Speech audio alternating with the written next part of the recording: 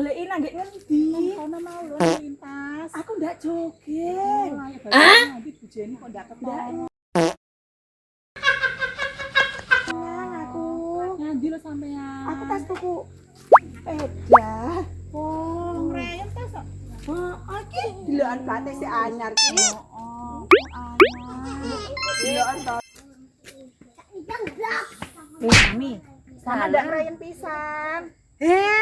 Sepeda bujane Anyar delokan to platik deloken.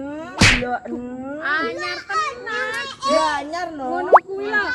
Wis anyar pedhe ngono kuwi eling tanggal 1 wayah nyarutan lho bujeni wayah nyaut. Sing diutang. Jadi Nek nek lesing wong to. bujeni kok diutang. Kae lesinge pas moro kaya tak kok sampe.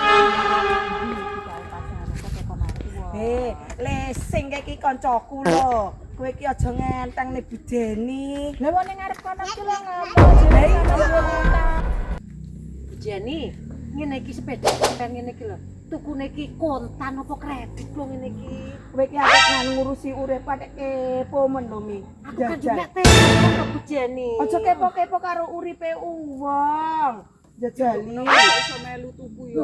Oh, lha soal kredit ora iki kan urusanku to. Lah umpama kredit iki ya tekon piye carane ben iso melu kancane iki ben bagian duwe. Ora mape dhewe. PNS iki gajine piro? Deloken nang YouTube kono lho. Jajal Iki apa gaji. ya larang? Larang aja disenggoli, aja disenggoli.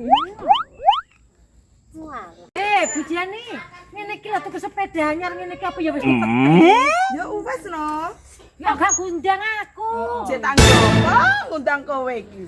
Nganu lho budona, apa jenenge PNS ki dadi koncone lesing, koncone sembarang-barang kuwi. Koncone wong. Sing ra ketok barang. Alah, tiba bujane iki ya bayarane akeh to. Iya no wujude song kaya Deloken to. motor. Iki ora Deloken to. dhewe. Iki ya oke. Tunjangan PNS. Makane wani jipuk beda. Emange kaya bojomu. Bu, iki somben dilungkas aku ndang rayenah lho. Bu, rayen apa neh bujane? Ya lha tak digohne lho. Lah iki lho, nek aku klupone dhuwit pira-pira kan wulan ora oleh gitu. Jadi konsensus Jomben paling nganu ganti tuku truk apa mobil. Ora tak dudoni. Pokoke sing Pokoke yang lek mancing. jadi bujeni. Sabar lho ya. Ora